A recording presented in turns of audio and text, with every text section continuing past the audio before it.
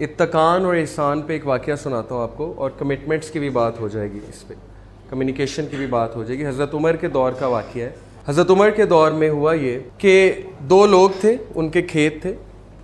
ایک بندے کے کھیت میں دوسرے کا کیمل آیا, اونٹ آیا, اور وہ آ کے وہاں پہ چرنے لگ گئے اس کے کھیت میں.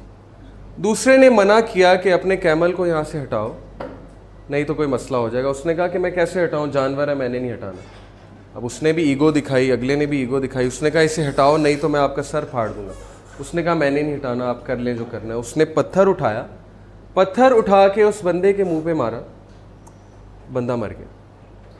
حالانکہ اس کی نیت نہیں تھی, لیکن وہ اس کے کسی ایسی جگہ لگ گیا ہوگا سر پہ کہ بندہ وہیں پہ مر گیا. اب حضرت عمر کی کورٹ میں کیس آیا. اس کے جو بچے تھے, جو بندہ مرا اس کے جو بچے تھے, بیٹے تھے, انہوں نے کہا کہ اس کا قصاص ہوگا. اس نے قتل کیا ہمارے باپ کو, یہ بھی قتل ہوگا. عدل.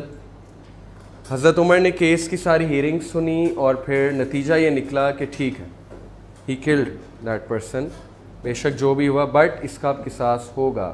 اس بندے نے کہا اچھا چلیں آپ میرا قصاص کریں, بٹ گیو می 2-3 days, میری کچھ کمٹمنٹس ہیں, وہ کمٹمنٹس میں نبھا کے واپس آتا ہوں تو انشاءاللہ آئی ول بی ہیئر.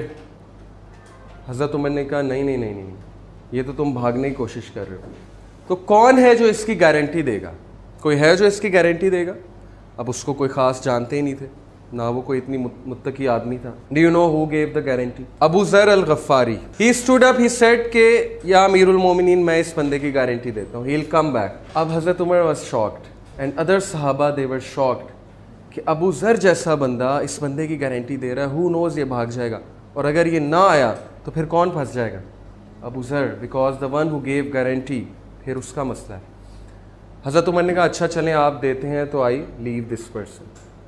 اب وہ بندہ چلا گیا. تیسرے دن کورٹ لگی ہوئی ہے, سارے دیکھ رہے ہیں بندہ آئے. ابو ذر کے بارے میں پریشان ہے سارے, نہ آیا تو کیا ہوگا وغیرہ وغیرہ.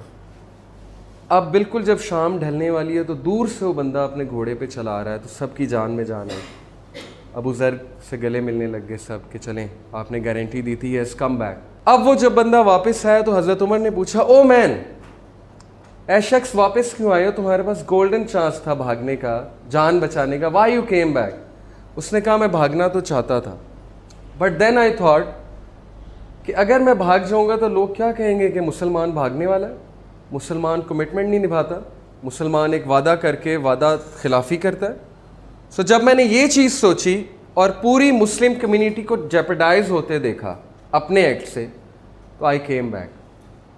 اب یہ اس بندے نے کیا کیا ہے, Ehsan, excellence, level of excellence. چاہتا تو بھاگ سکتا تھا, he came back.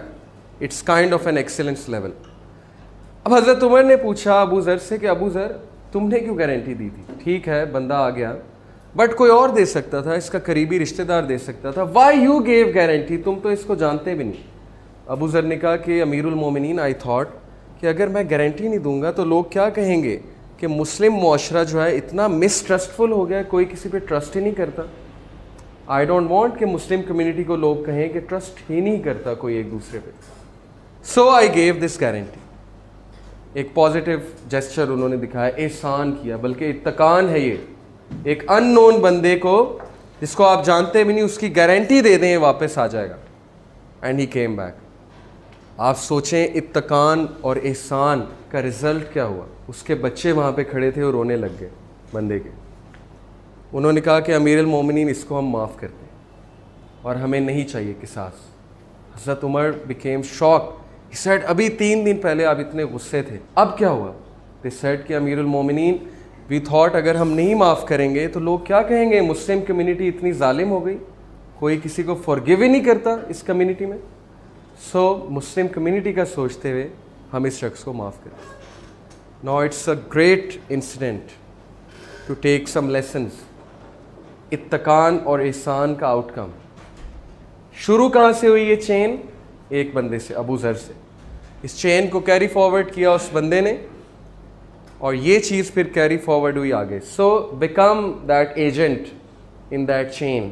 Okay, you be the first person to break the chain of corruption or bad culture, or you be the first person in that chain to promote positive culture, okay, to promote good communication to promote good values at the company, और definitely कोई ना कोई होगा जो आपकी उस चीज़ को positivity को आगे लेके जाएगा और फिर ये चेन ऑफ गुडनेस चलेगी और कंपनी का कल्चर जहाँ पे आप लोग बैठते हैं ऑफिसेज में, वहाँ का कल्चर, स्टाफ रूम का कल्चर, घरों का culture, it will start changing with this concept of excellence.